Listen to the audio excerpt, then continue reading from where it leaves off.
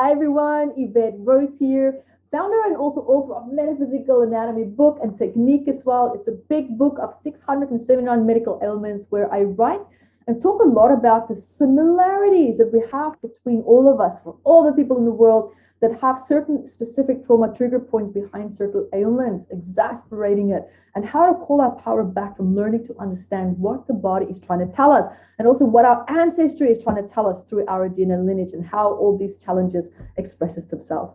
And guys, so welcome here to this course. I am so excited to be diving into this here with you.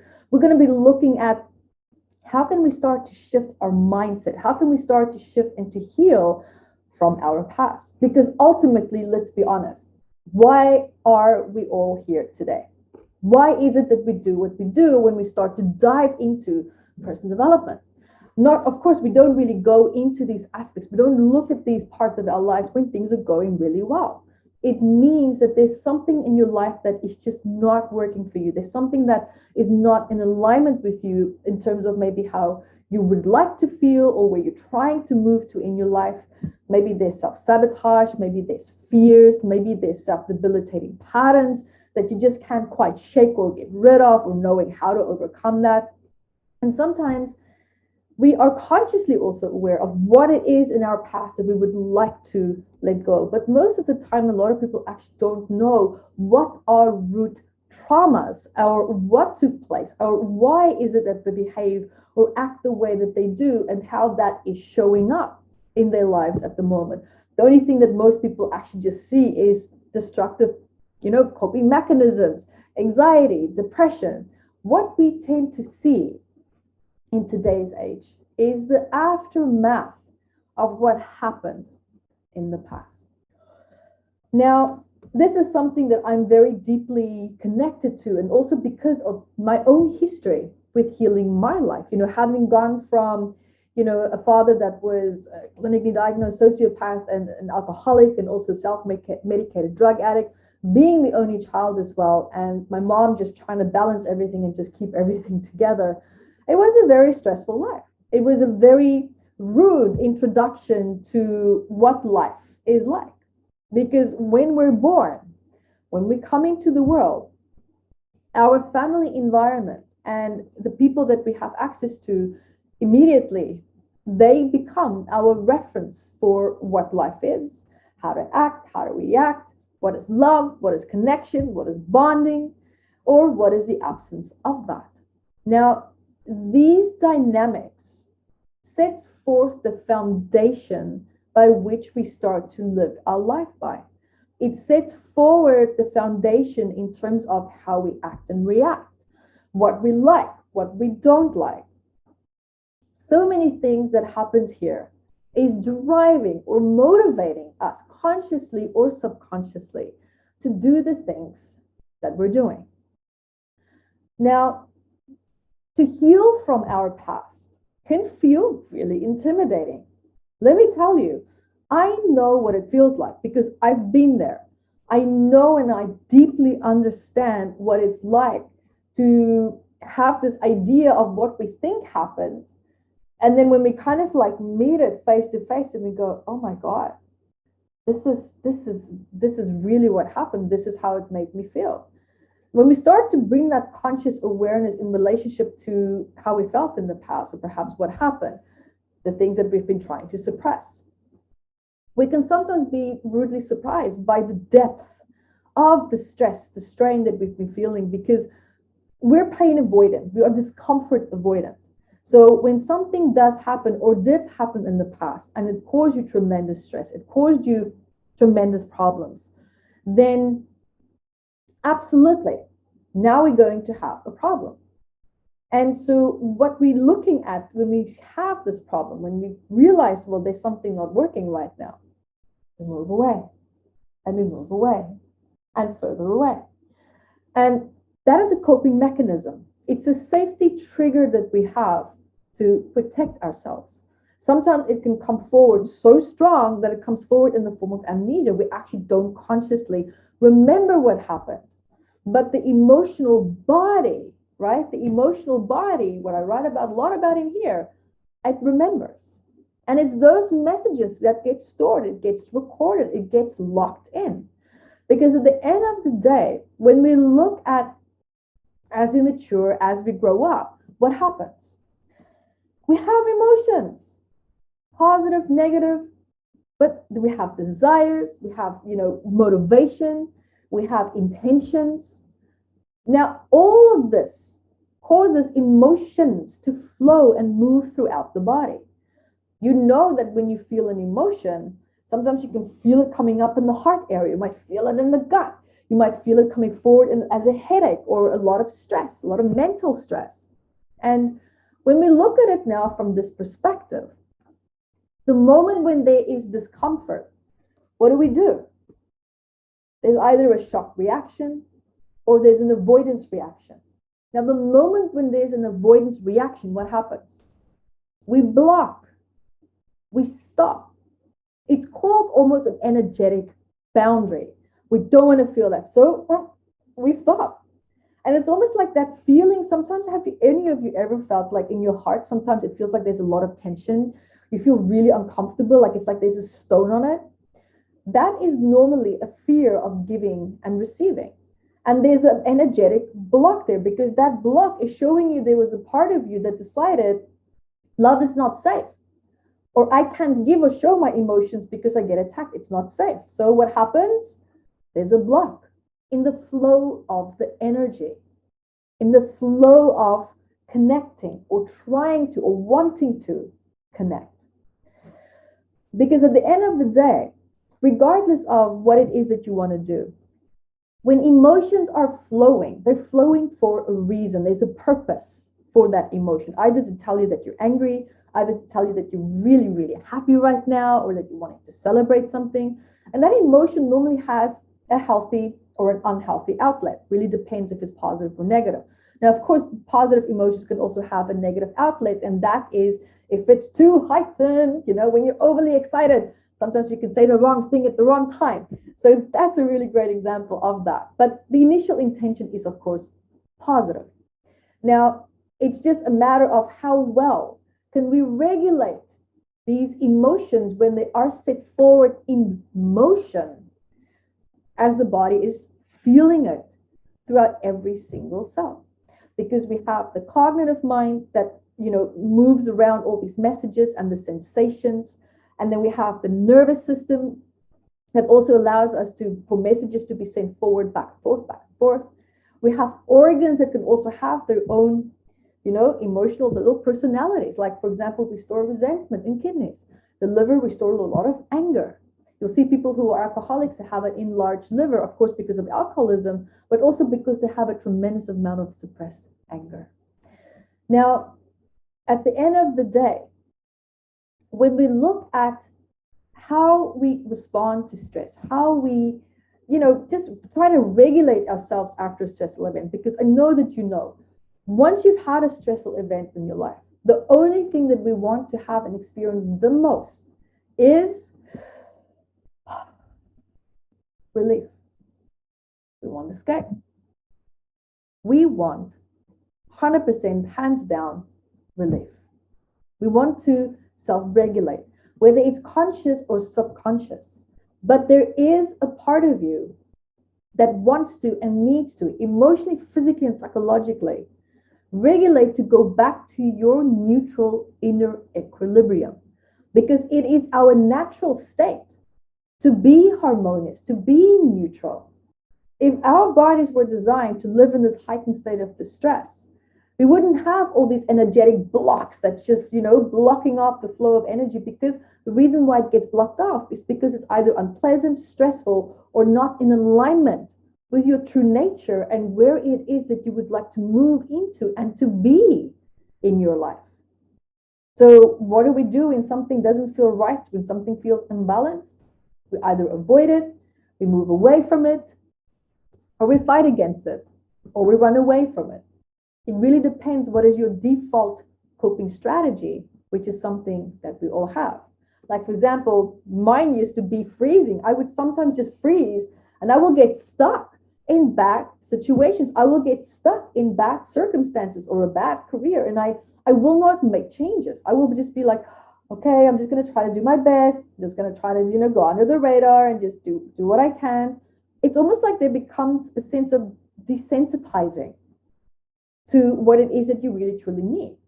Because the moment what I found in my personal experience is that when I'm doing something and it's not working for me, and I feel that feeling of discontent, I try to fight against it. I try to overcome it. Now, this can go, of course, two ways. One is really truly where your life path is showing you with this discontent or the destruction or maybe the disconnect or the numbness, whatever negative experience it is that you're having, either showing you that this is not for you, or it's showing you that maybe it's bringing up something in you that needs to be addressed so that you can fall into alignment with this path and actually really truly be happy in that. Now, what's the difference? We're going to be getting to that a little bit later, because that there is a very fine line in that specific topic in itself, and almost probably a course whole on its own. But when we look at our past, first of all, what is really, really important and something that really tremendously helped me, and regardless of what your past is, this is now absolutely irrelevant.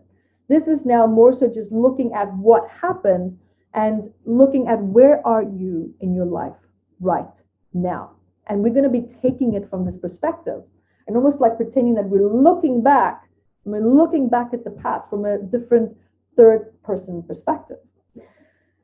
So one of the biggest challenges that I see with people who are on a healing journey, who would like to start to shift and to heal their past, is their attachment to the past. I'll repeat it. It is a person's attachment to their past. Because firstly, what happens, and this attachment can take many, many different forms. This attachment can now come forward and look as if though it's maybe there's a part of you that can't let go of something that happened because you're still waiting for maybe a certain type of acknowledgement or an apology, or to get the love that you always wanted from a certain person, or to have the victory that you always wanted to have, or maybe to have the revenge that you've just been waiting for so that you can feel the justice of the injustices that you might have experienced. I absolutely went through all of them. I kid you not. I wrote so much about this in my autobiography book called Finding Your Own Voice. If any of you guys ever want to read it, highly recommend it, because there I critiqued myself in positive ways, but also in ways where I would be looking at my patterns. I really put my patterns on black and white, on paper, really assessing my behavior and how I reacted, especially to my past. And especially when I started to heal it. And so now when we come back to this attachment to the past as well, there's something that we feel unresolved in. Now, of course, that's one of the main reasons why it can be challenging to heal from the past. It's not wanting to let go of the injustice. For me, I found that if I had to let go, then I was angry. This topic would trigger the hell out of me, because I would think that, well, that bastard is now going to get away with everything that they did to me, and everything is now just going to have to be okay. That's what it's going to be. What about me? Where's my fairness? Where's my justice? Now, what I learned was there's a difference in terms of how we can actually approach this. And one that worked really well for me was to realize that it doesn't mean that the person has to be forgiven for what they've done. However, what is important is to let go of how it's influencing you, because that you can control. You can start to slowly take small steps in terms of how you can control that so that it doesn't affect your quality of life. Because the real injustice right now is how that person from the past continues to ruin your life in the present moment and into the future. That's really what it is. That, for me, that was the real injustice.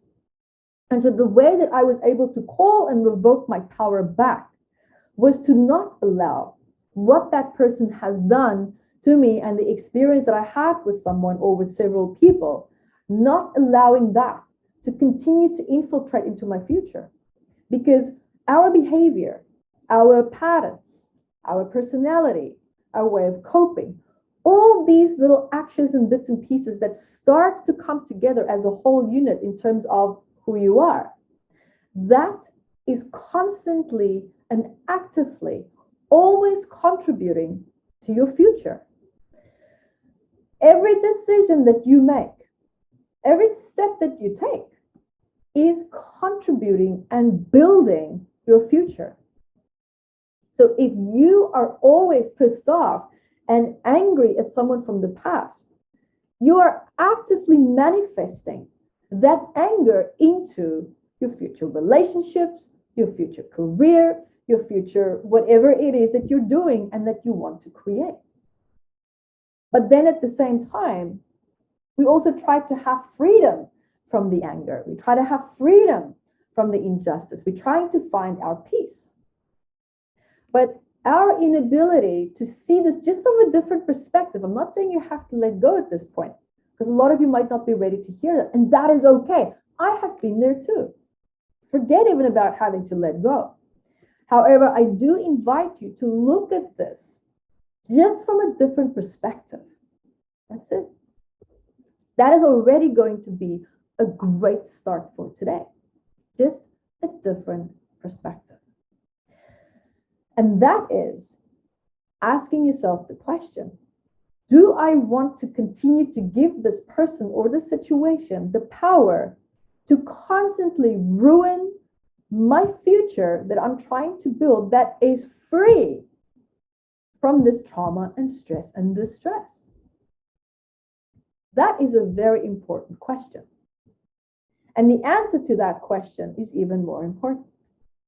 Because what I realized from my past, and one of the many reasons why it was hard for me to let go, is that the anger that I felt as a result of it, because that's another form of feeling powerless, something that happened and made you feel completely out of control or very unsafe or very unprotected. And it's normal to react in a state of anger. Normally people can go into the opposite. They go into the state of complete, detachment, wanting to hide, becoming the victim. But then at some point, the body reaches its threshold of feeling stuck in the victim state, because the body is starting to realize, I'm not surpassing this. If I stay in the victim state, I can't get to where I need to be. Because your body is designed to support you, to keep you alive, to keep you moving, to keep you shaking. It's designed for you to fulfill your purpose. But if you stay in this state that is unresourceful, the body's like, hey, how do I shift this block? This is not working for me. The energy needs to start flowing, because if it doesn't, it can cause a dysfunction in your frequencies and in your energy alignment in your body as well. And that can translate over time into physical dysfunction. And now what you're probably hearing is potential ailments, potential bad health. Now, what happens is when we're stuck in that unresourceful state, we sometimes often revert to the fight instinct. And that is anger, that boost, that burst of power of cortisol, of adrenaline that's needed to almost like knock you out of the state. That's what anger is normally for. That's the purpose of anger. It has many purposes, but specifically now for today's topic, that is what anger does. And so the anger comes and comes. I've had enough. Just get out of my way. Boom. And so what happens now subconsciously, we think, oh, I'm liberated. This anger feels good. I feel powerful. I feel strong. When I have all this cortisol and all this anger, all this frustration and irritation running through me, now suddenly it's easy to say no. Now it's suddenly to command and demand what I want to have. Now, look what's happening in a very, very subtle way. We form a positive association with this burst of energy, this anger. Now, initially, it can be very positive. If it serves the purpose by breaking this habit, by breaking this pattern, which it did, But now we think, oh, wow, I like this feeling. So I need to feel angry so that I can feel my power and I can feel confident and I can move forward. Now, have you noticed that you fluctuate in and out of that anger? You go from feeling really angry back to just wanting to hide, back to feeling like, where did my confidence just go? The reason why you dip in and out of it is because anger and this fight and flight instinct, this cortisol, all this adrenaline running through your body, all these hormones, these stress responses being released, it is exhausting. It is absolutely exhausting. So what's happening is when you plummet, what your body's actually telling you, I'm tired. I don't have the nutrients, the diet, or the resources emotionally and nutritional wise to cope with this heightened levels of stress. I don't have it. But then we sometimes try to push through that. We go, no, I have to be strong. I have to keep going. And we don't listen to the body saying, let's just time out now a little bit. Let's just rest a little bit. I'm not in a strong state. Let's go into a retreat state. But it's not a safe state to be in because there you feel unresourceful. You don't feel like you're taking action. You don't feel like you're achieving something. You don't feel like you're being safe because it's hard to feel ready to guard ourselves and to be defensive if we're in a rest state. But of course, we can't be in a rest state with discernment, but just being quiet, just being, flying under the radar, just resting, just observing, just be an observer. Now, this is one of the many, many pitfalls that I had in my life, and that was the association that I had with anger and how I thought it served me. But at the end of the day, it alienated me. I was extremely unhappy. Here I am trying to find happiness, but I'm such an angry person. You're in the opposite state of what you're trying to create. Of course, you're not a frequency match to people that will make you happy. You're not a frequency match to the career that will make you happy.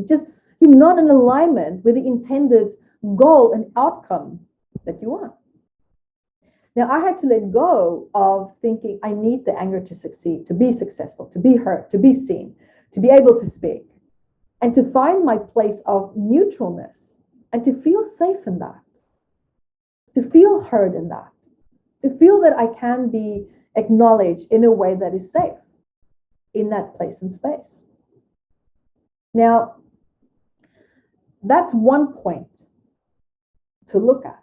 That's one point to start to think about. How is anger showing up in your life? Because a lot of people don't know how to even be angry. They're angry in a violent way or they're angry in a very suppressed way. Anger, at the end of the day, just needs an outlet. But it's how we let go of that. That is what can be constructive or destructive. Now, when we look at points of how to heal from our past in a way that is healthy, when we look at anger, we're also now looking at lack of structure. We're looking at lack of consistency in your life as well.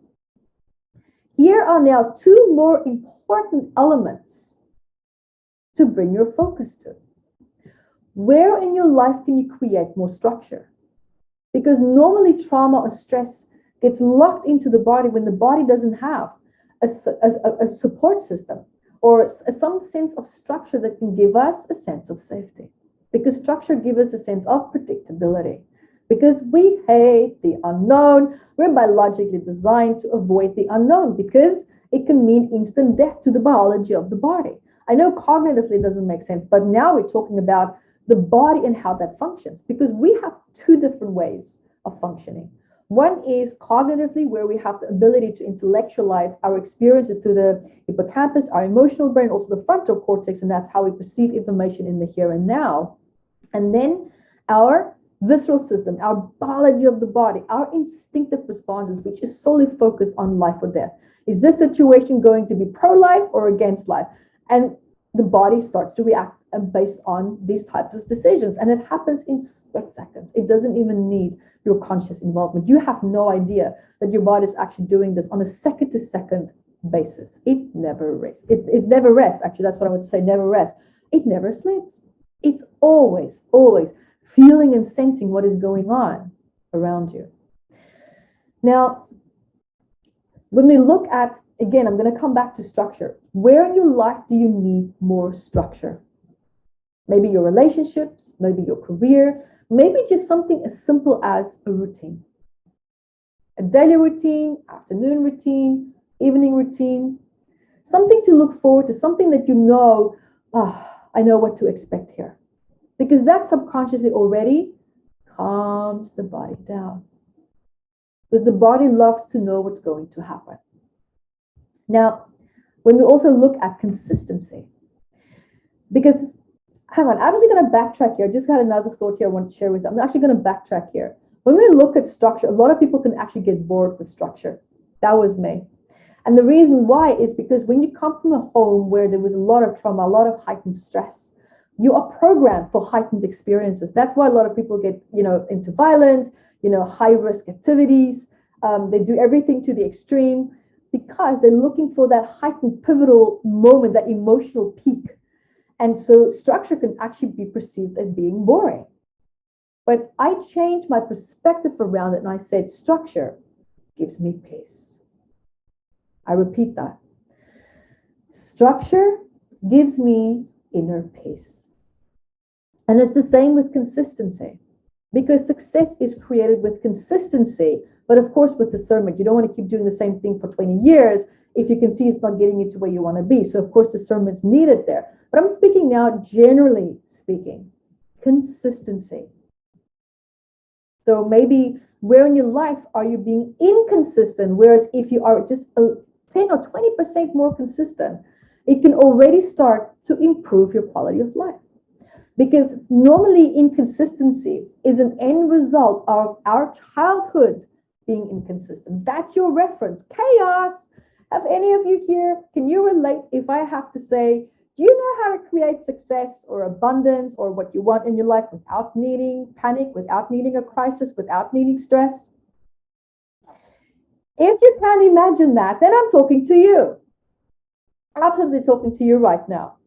Because that is where consistency is absolutely key. Because that inconsistency creates the stress, it creates the panic, and then we go into that high of that hormonal adrenaline and cortisol going into a crisis. And then we feed off of that energy and feeling like, oh, I'm alive, I'm doing something, I'm accomplishing something. But what it's doing is it's just pulling you out of the present moment where you just really don't like to be. So people tend to use chaos, they tend to use stress to avoid. Not to create, but to avoid. It's to avoid, but at the same time feel like they're doing something, but actually what they're not doing is a lot, because when you look at whatever it is that you did, you might have to go back and fix a few things because you were not as grounded as you needed to be when you were perhaps doing that something. Now, that's also another element to be looking at. Another part as to why it can be hard to heal from your past is we have a false identity. We identify with our past.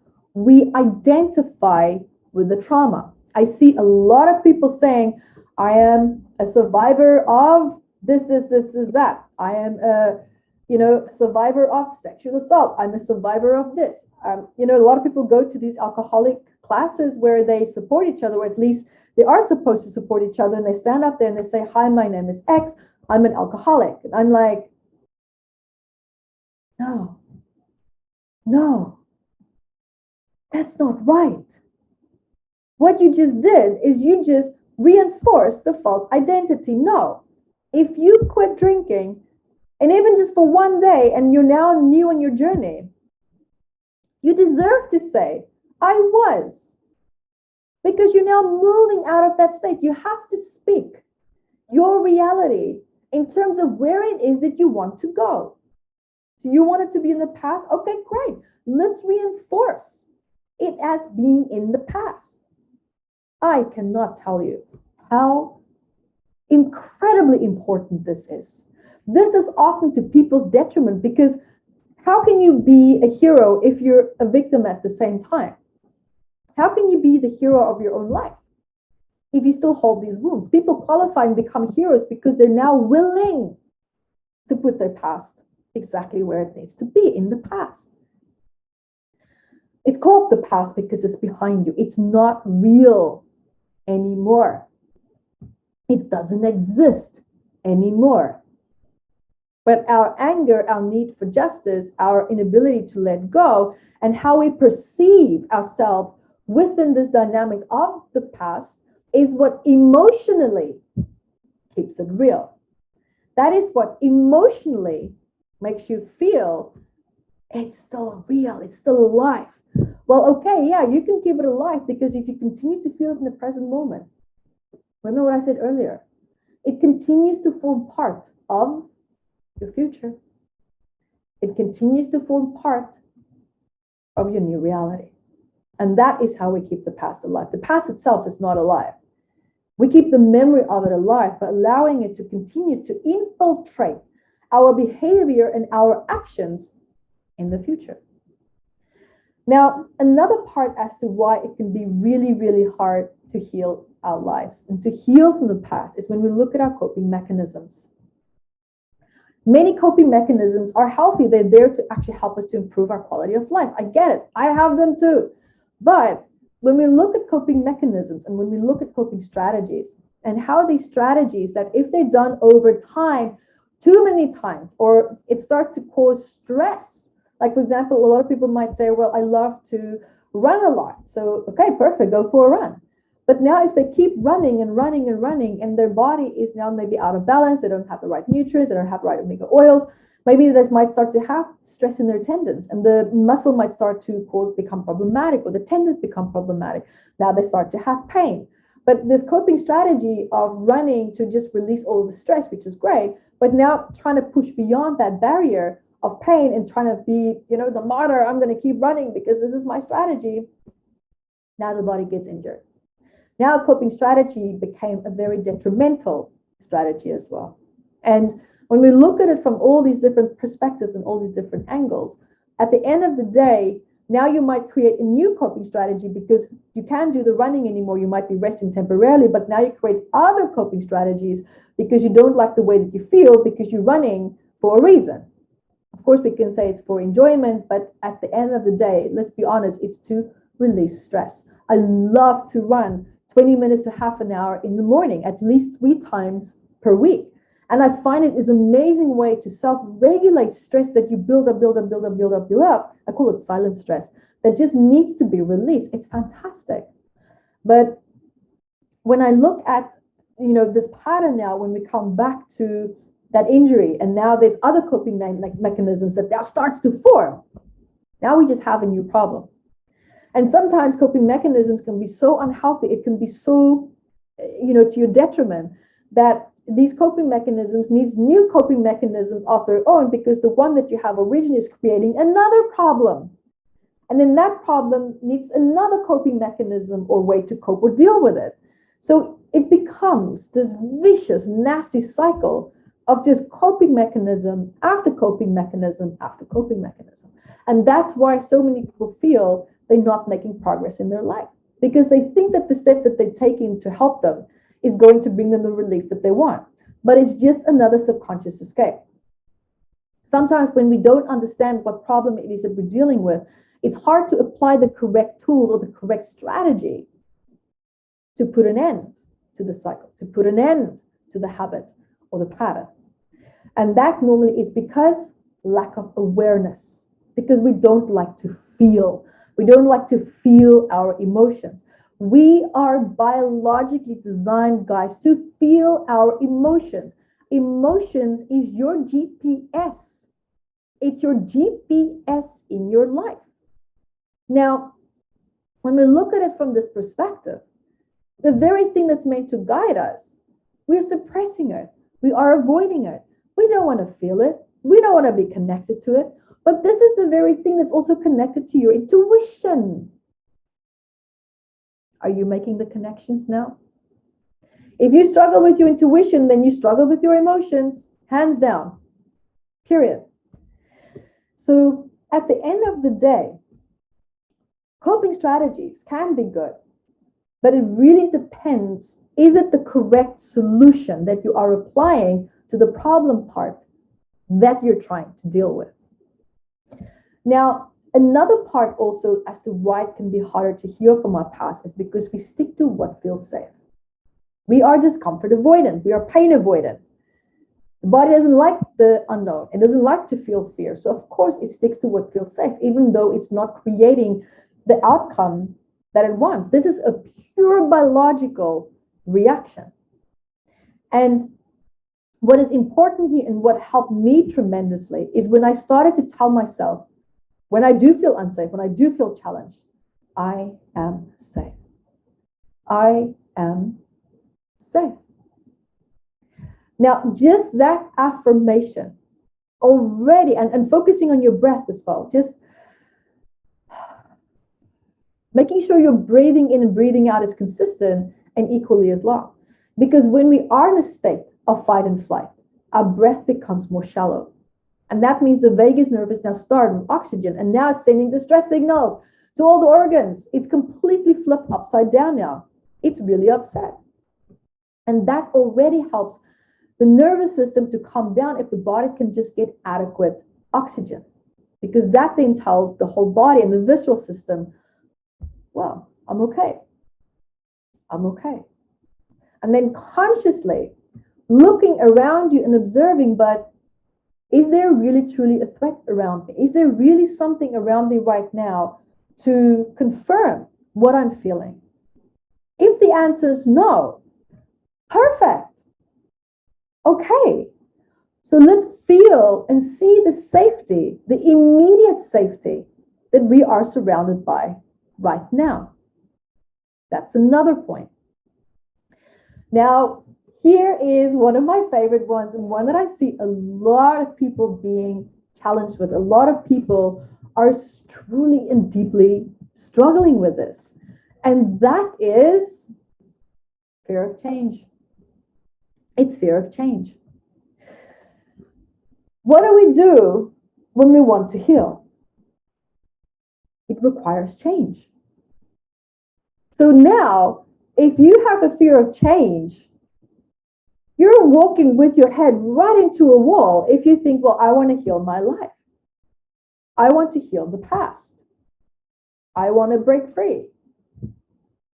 You see how these two don't go very well together? They kind of like need to become friends, meaning let go of negative associations associated with change. Because if you have trauma associated with change, now we have a problem. Because what happens? Now you think, I want to heal my life. Consciously, we think it's fantastic. Of course, you're going to be happier, you're going to be more successful, you're going to be more abundant, you're going to have great relationships. What's bad about it? Nothing. But now consciously, that's what you think and feel, because that's the positive intention. But subconsciously, what's happening is that the subconscious mind's like, okay, wait, perfect. So let's see, what do we have associated with change in the past? Now the conundrum starts, because now the subconscious mind is digging up all these old negative memories, perhaps, or traumas and emotions and sensations associated with times when you did change, or when you did try to create some kind of change, whether it's a career change, friendship change, whatever. Change is change, right? Now, when that memory starts to come up, what's happening? Your body is now flooded with the biochemical messages of these suppressed memories. And your body is now reacting to it. Consciously, you might not make the connection and realize what is being triggered. The only thing that you're feeling is anxiety, stress, panic. Your legs feel a little bit wobbly. You feel like you want to hide. Maybe you feel like you want to run away. Maybe you just feel like freezing. A whole wave of new emotions can now start to come up because of that. So now when we look at it from this perspective, I had to learn how to befriend change and to see and understand that when I change something, I can do it in a way that is safe. I can do it in a way that makes me feel in control, because it's our fear of losing control that we don't like change. Because maybe in the past, you did lose control of something in one way or another. And it triggered that feeling of feeling unsafe. Because when the body feels out of control, of course, it feels unsafe. Now, befriend change. Learn and understand the power of change and how that can actually become your biggest and most positive ally on your healing journey. Now, another part that can cause to heal from your past really super hard is secondary gains. So guys, I hope that you like this because I'm sharing all these pitfalls with you with the intention for you to explore where is it that I need to shift my perspective? Where is it that I maybe need to dig a little bit deeper or do some more research or start to unravel some places where I feel stuck? Now, secondary gain, of course, is the very big issue and problem that we all have. We've all been there, me including as well. Now, the best question that I ask myself is when there's something that I want to do and I find myself either procrastinating or reverting back to old habits, I always ask myself this $1 million question. Are you guys ready? What in my life will change that I'm not ready to change if I shifted or healed this issue in my life right now? What in my life will change if I change or heal this issue in my life right now that I might not want to change? The answer to that is going to become your biggest point of focus, because that is the block that you want to shift. Because automatically your secondary gains will just boom, boom, boom, boom, fall apart. Now, another aspect that I found on my healing journey when I try to heal from my past was trying to fit in with false values and false beliefs. This was almost the absolute end of me. Now, why do we adapt to false values and beliefs? Meaning we try to believe what other people believe in, we try to follow other people's footsteps, we try to always say, yes, yes, yes, that's so right, I agree with everything that you're saying, the placater. That is because we're trying to relate. We're trying to be and feel accepted. And because of that deep feeling of feeling unaccepted, a lot of people are willing to subconsciously sacrifice their values, their beliefs, their identity, and what they stand for. What a disservice it is to yourself. But not just to yourself, but to your future. To who it is that you want to become. How can you become who you want to be or to create the success that you want if you're not allowing your true values and beliefs to shine? Because that is what's long-term, I say, that is what's long-term going to give you what you want. Because if you follow someone else's values and beliefs, I'm sure that you've noticed, it's really hard. It's hard to uphold something that you're not really truly in alignment with. You might admire it. It might make you feel good when you think about it, when you temporarily try to step into that. But have you noticed that it's hard to stay in that? Because if it was easy to be and to stay in that, then of course you would have achieved the success or the ideal outcome that it is that you wanted. Because why did you connect to in the first place? There's an outcome or a specific type of outcome, at least, that you wanted, but you're not able to create or establish that because you can't stay in that state. And the reason why you can't is because it's not natural. It's not natural. It's not you. You are meant to be you in this lifetime. That's why you exist. The world needs you to be who you really truly are, because that's part of your purpose.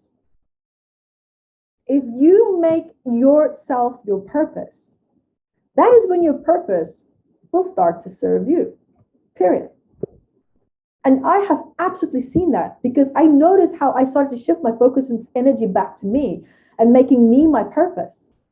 How I started to shine even more, finding my true values, my true beliefs, what it is that I really wanted to contribute to the world and not try to do something because I see how it contributed to someone else's life by being a certain way. I found my own signature. I found my own style. And that is one of the most powerful places that you can be in your life. because you will not have one more day where someone can challenge your boundaries or invalidate you or make you feel less than what you really truly are. Because if you found your true value, your true beliefs, and you live it and you breathe it, and it just becomes part of your lifestyle because it just is. Now we're living a life that is graceful, that is more gentle, powerful, and it's more conscious, meaning you're more connected to your relationships, to your people, to your career, and to what it is that you want to do in your life as well. Because something else that correlates really strongly to this as well, why people don't heal as well as they would like to, is that their happiness is connected to what they do for other people. Now, that means that they need to constantly sacrifice or abandon or suppress something in them because it makes someone else happy if they behave and act in a certain way. And then they get the gratification from seeing someone else happy. But what that means now is that person is not always going to stay happy. So if they go back into their state of, meaning feeling discontent or unhappy, then actions have to be taken again where there's further and further disconnect from the sense of self through the place of self-sacrificing, whatever it is that you're sacrificing to make someone else happy. Because if you try to make someone else happy, then what does it mean? You are not your focus anymore.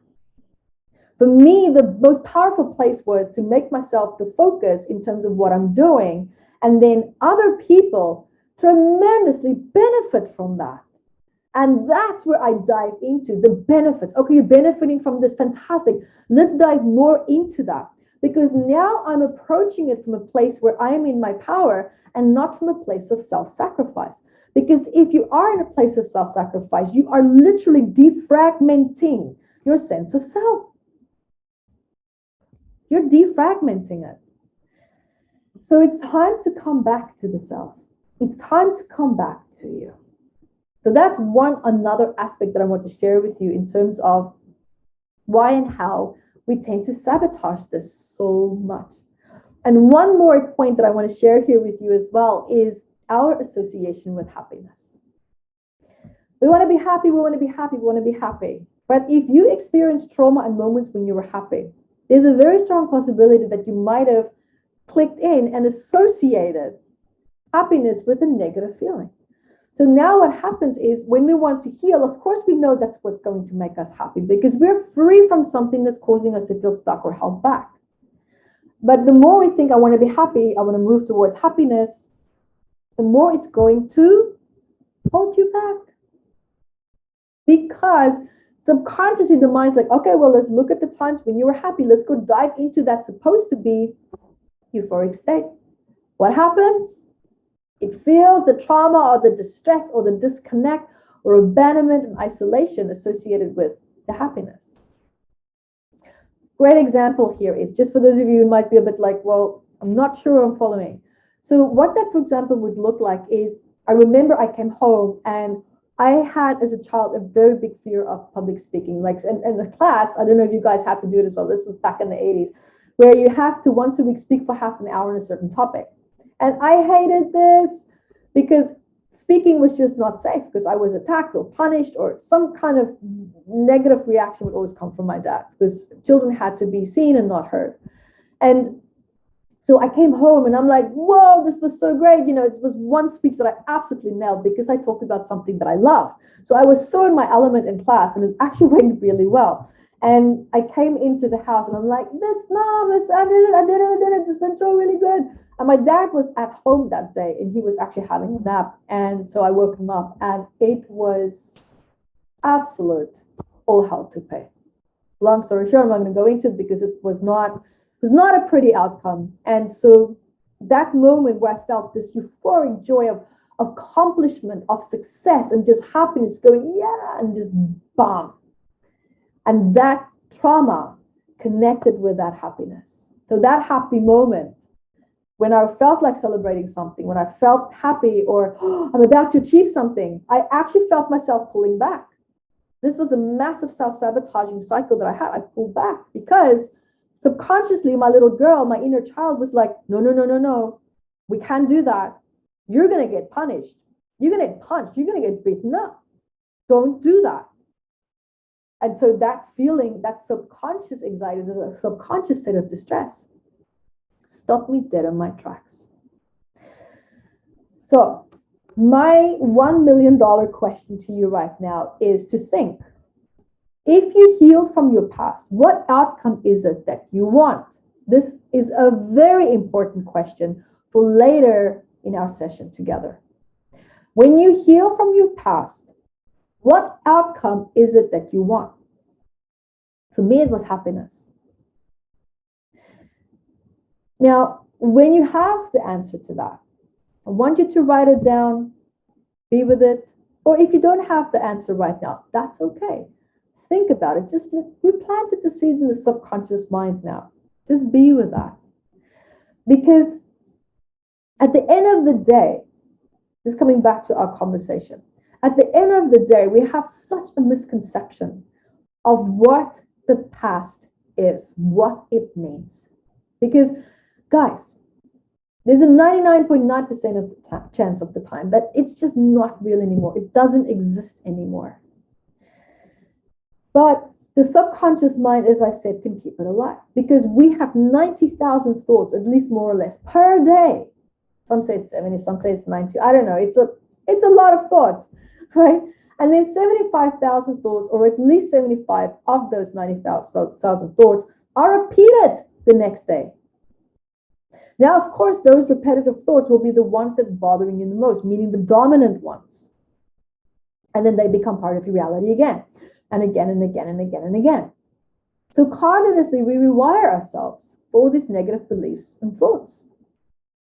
And that is why it's so important to start to shift even just perspective. That already disrupts the synapses that's layering them in with these negative messages, with these negative thoughts. And when we look at how this can cause us to feel that our past is still alive, because of the biochemical feeling, because of the biochemical reaction, because at the end of the day, your past is not your reality anymore. Basically, what you're seeing right now in the here and now, this is the present moment. This is your reality. Not, in most cases, not what you're actually feeling, whether it's the turmoil, whether it's the anxiety, whether it's depression, stress, or tension. These are all just triggers, like the ramifications, they're like echoes of something that happened a really, really long time ago. And now something that was tremendously also very helpful for me when I was on my journey of overcoming my past and healing from that is the power of reassurance. The power of reassurance. I cannot stress this enough.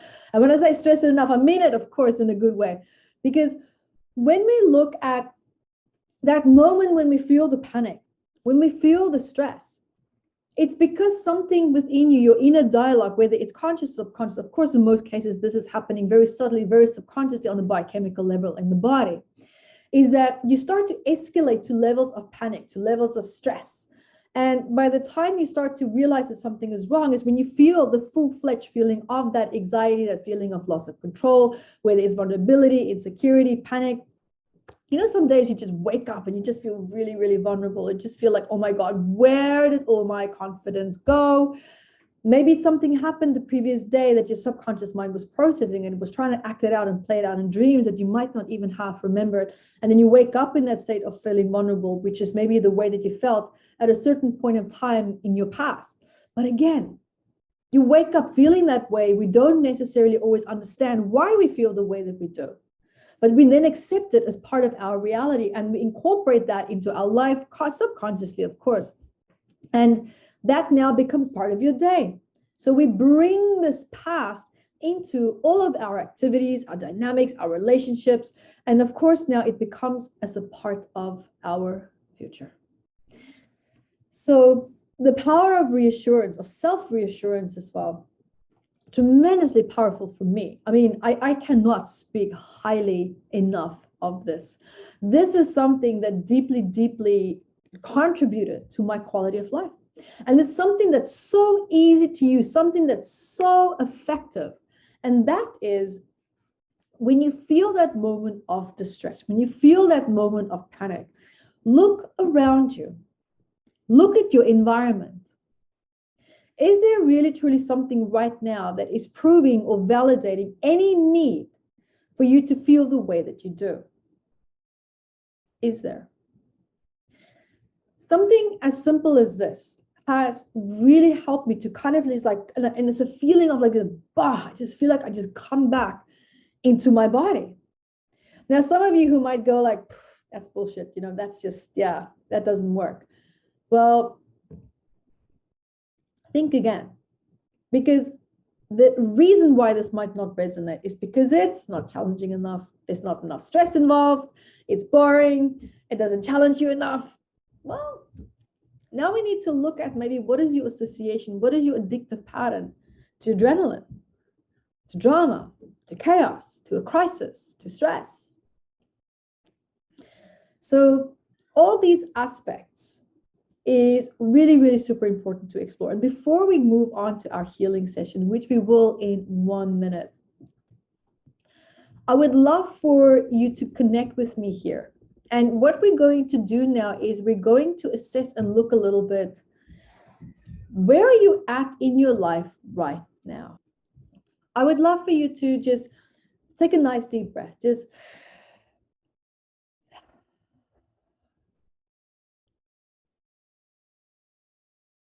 now.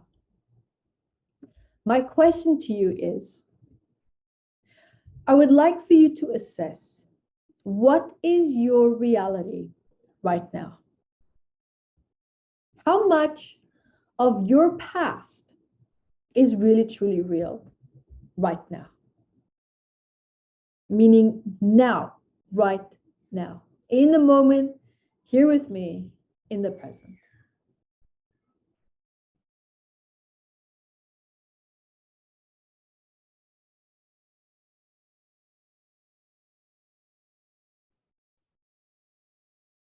And when you have the answer, I have another question for you.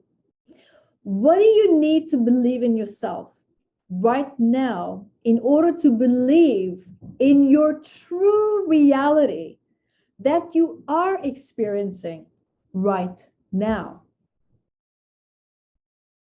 I'll repeat the question. What do you need to believe in yourself right now in order to believe in your true reality that you are experiencing right now? What do you need to believe in you? Emotional resource, a capability, a talent, something. What do you need to believe in yourself right now in order to believe in your true reality that you are experiencing right now? And when I say true reality, I mean a reality that really actually is free from this past.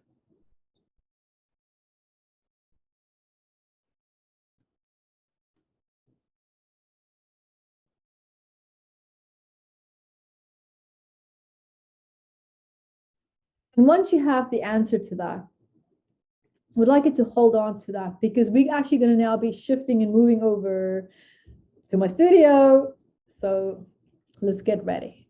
Now we have already answered the question of, what do you need to believe in yourself in order to know that you can overcome this past, or that you can overcome, or any stress that it is that you might have. Now, or even just a challenge. It doesn't have to be something big. It doesn't have to be something necessarily specific. It might just be a general feeling of just feeling anxious, or maybe depressed, or just feeling really, really down. It can be anything at this point.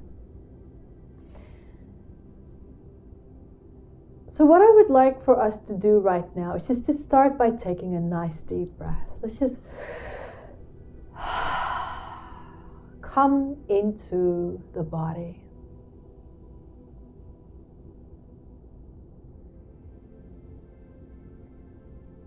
And as you're breathing, I invite you, becoming aware of your breath as you're inhaling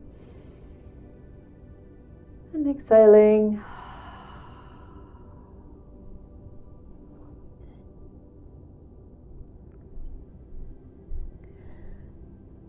And also just becoming aware of your heartbeat.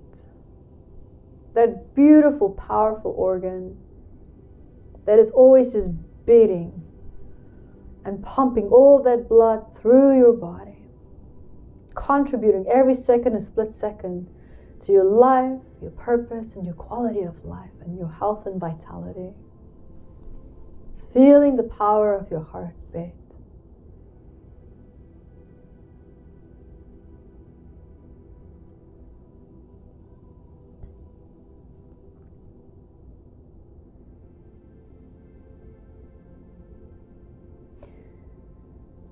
And also I invite you now to hear, feel, see, or sense a beautiful light or waterfall.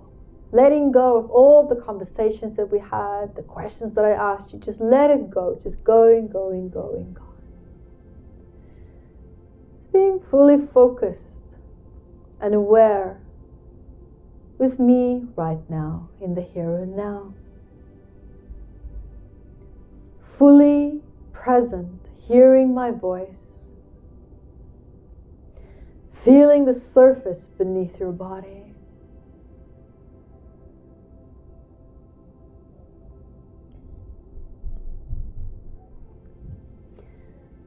And as you're feeling the surface beneath your body, allowing it just to bring you back and anchor you back into the present moment, where nothing else exists or is real anymore other than your heart beating, the breath that you're inhaling and exhaling, and hearing my voice in the here and now, and the surface that you feel beneath you. And allowing you to be now in this fully present state of beingness.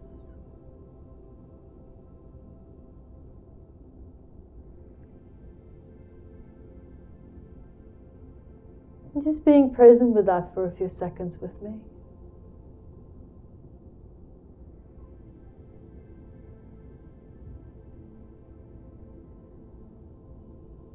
And if you see me swaying from side to side, I normally do this when I'm happy. If I do this when I'm ever teaching or speaking, you know that I'm happy. I'm in a really great place and space. I find a lot of refuge, calmness, and peace in this present state. Because this present state reminds me that everything that I'm worrying about, whether it's something in the past or the future, it's not real right now.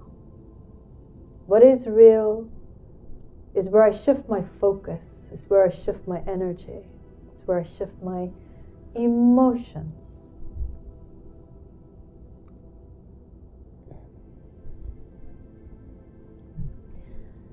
And I invite you now to hear, feel, see, or sense that beautiful light, any color of your choice, flowing through your body, through every single cell in your body, releasing all stress, tiredness, and fatigue.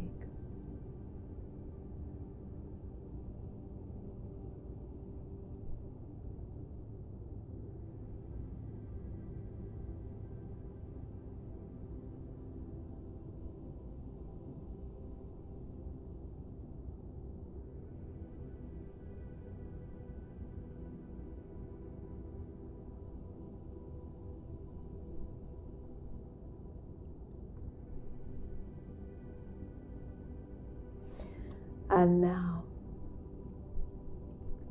and also just while that light's flowing through you, allowing that light now to separate your identity and other people's stress that you might have taken on.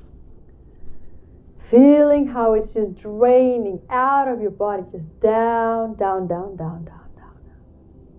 into the earth.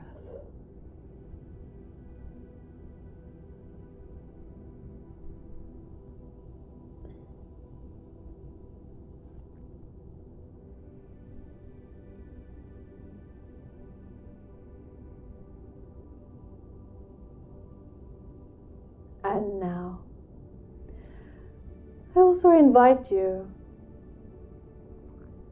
to observe that question that I asked you earlier. What do you need to believe in yourself in order to know that you can overcome certain challenges from your past? Whatever the answer was to that question, let's say, for example, you would say confidence or safety or protection or support. Whatever that answer was, where in your body do you feel the absence of that? Where do you feel an emptiness or a void or a hole or a weakness inside of your body?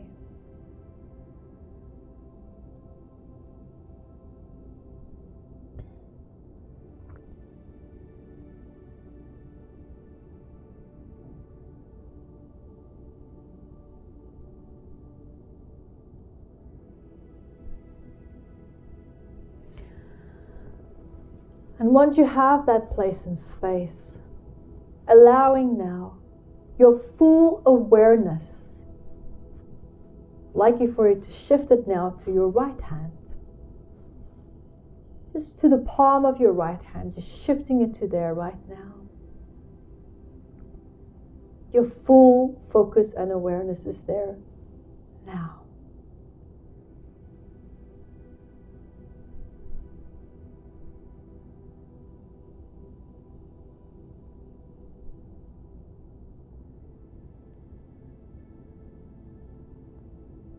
And you might start to feel a tiny little, even if it's just 1%, little bit of tingling. Maybe some sensations, but you can't put your finger on what are these sensations. Or your hand might start to feel like it's buzzing. Or just that there's movement, something is happening. And now, bringing up your left hand and allowing the full focus and awareness that you had in the right hand. You must now to jump to the left hand, to the palm of your hand. Keep your right hand up.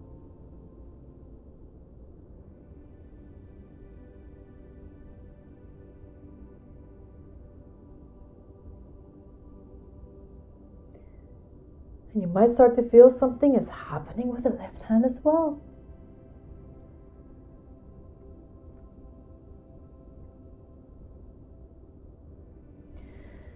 This is a wonderful example to show you the power of your awareness. I didn't tell you anything about what awareness is, how it works, but you knew what to do with it. That's because we tapped into your natural capacity to heal. Because the best way to heal is through replacing the power of awareness. Because normally energy becomes stuck in the body because of lack of awareness. We're so busy, something's always happening, always in autopilot mode. And this allows the flow and the energy to move again, to become unstuck, and to return to its natural state of movement.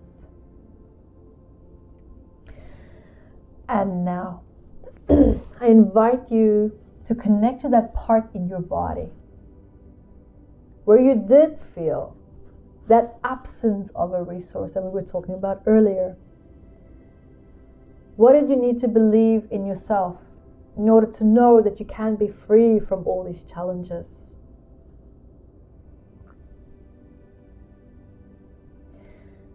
And as we're tapping into that, going to that place where you might be feeling that void, I invite you now to bring your full focus and awareness to that area.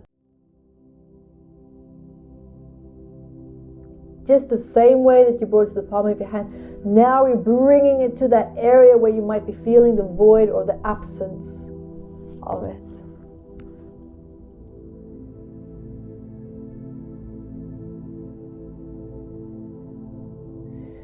And just keeping that there with that awareness, and with that awareness holding the intention for release and healing. Release and healing. We're playing some of the crystal balls and bringing in these beautiful frequencies.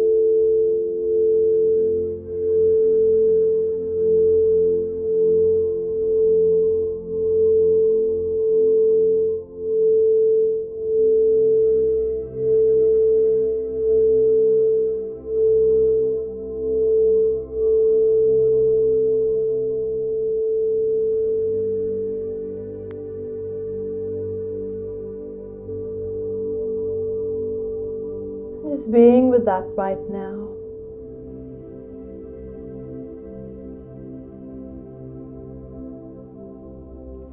I invite you now to explore that part of you who sees yourself maybe as something that you might be not. Meaning, what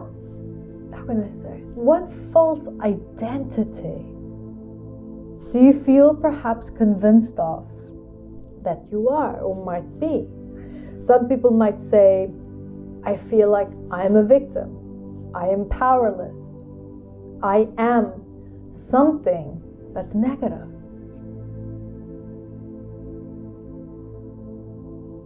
Just feeling into that, what could that perhaps be for you?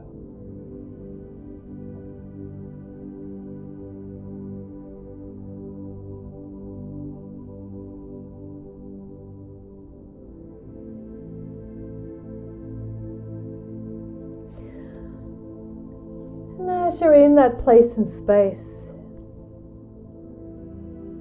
whatever that negative identity is, I invite you now to out loud affirm with me and acknowledge the difference between my identity and feeling feeling the false identity. Let's affirm out loud right now the difference between that. Because the moment when we speak it, we bring the disconnection of that false belief and neural pathway and the programming of that into our conscious and subconscious mind, and also our emotional body. Again, I acknowledge the difference between my true identity and feeling I invite you to repeat that 3 times.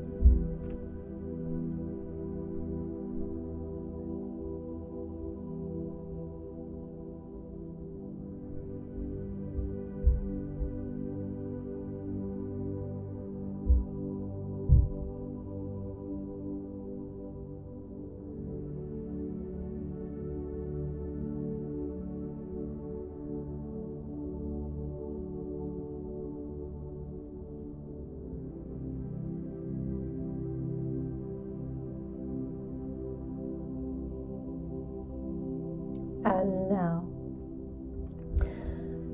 I also invite you to just think of change, wanting to change.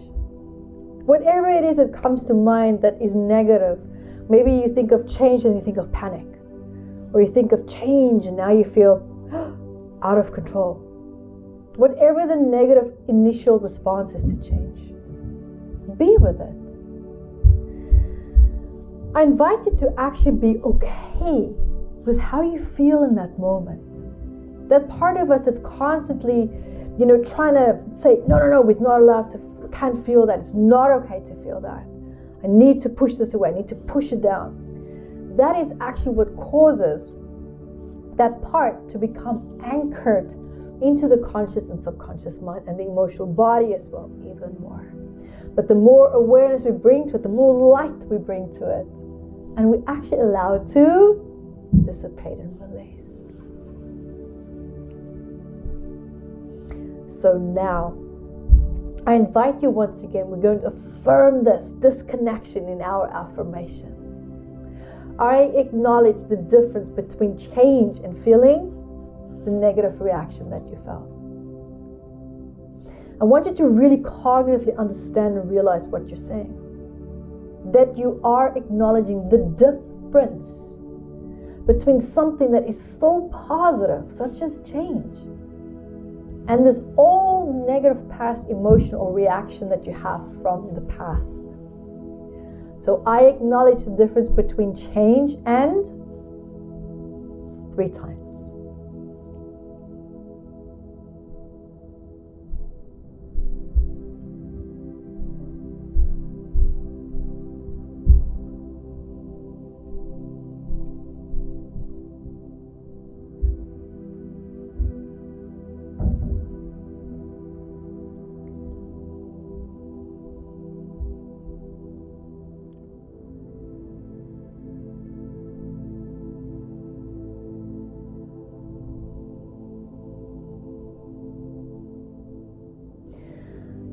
I invite you now to see the old version of you, the part of you right now in this moment that is so much wiser and stronger with all this powerful knowledge and information that you are integrating, and seeing an older version of you, meaning that part of you before this event.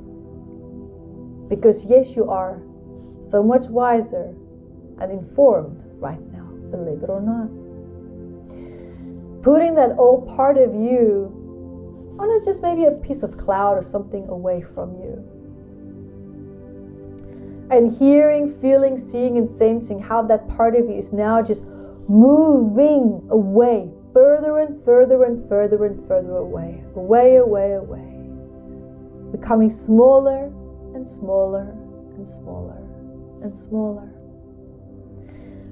And as that part of you is becoming smaller and smaller, the more and more you're starting to feel the absence of the pressure and the burden of that old identity. And in the absence of that, starting to feel lighter and lighter and lighter and lighter. Almost to a point where you feel like you are expanding into your greatness, expanding into that part of you that is conscious, that is aware, that is in the present moment, that part of you that is so much wiser and stronger and more informed.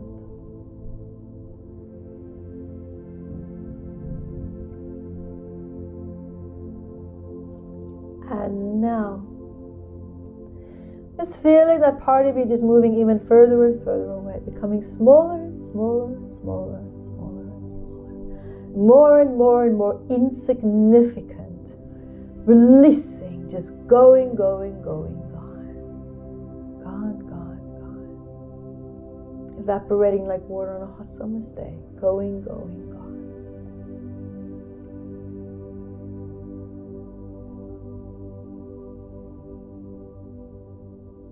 And if there's any part of you just like, oh, I don't know if I can let go, I'm going to call you on that now. Make that decision now. I choose to let go. And so it is.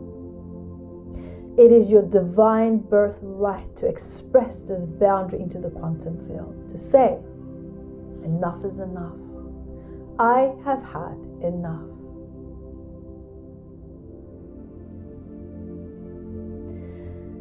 And as you're integrating that awareness, that beautiful new state and phase of awareness, let's breathe into the alpha brainwave state, which is in the mouth, out the nose. We're going to be breathing 13 times.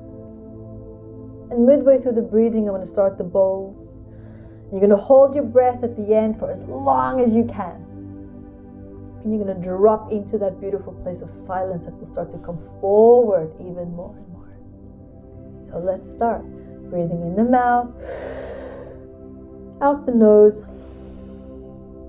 in the mouth, out the nose, in the mouth, out the nose, in the mouth, out the nose. Nice deep breaths in the mouth, out the nose, in the mouth, out the nose.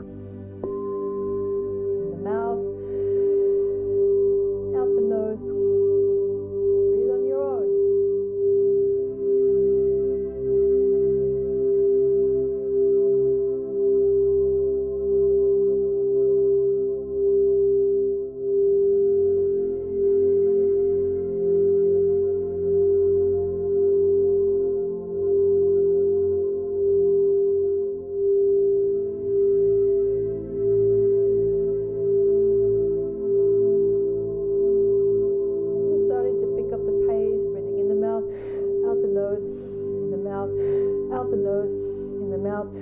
the nose, in the mouth, out the nose, in the mouth, and hold your breath. Hold it as long as you can. Dropping into that dizziness.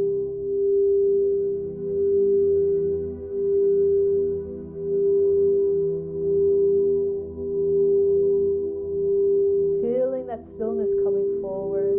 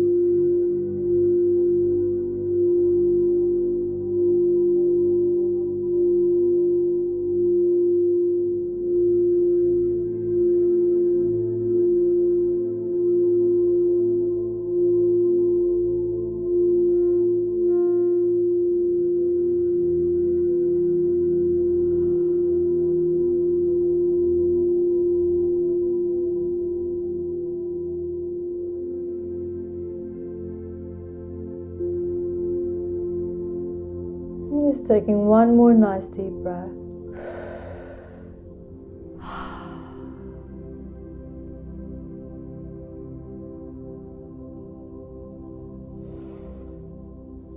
Now just also bringing once again your awareness to the bottom of your feet, to both feet, to the left and the right.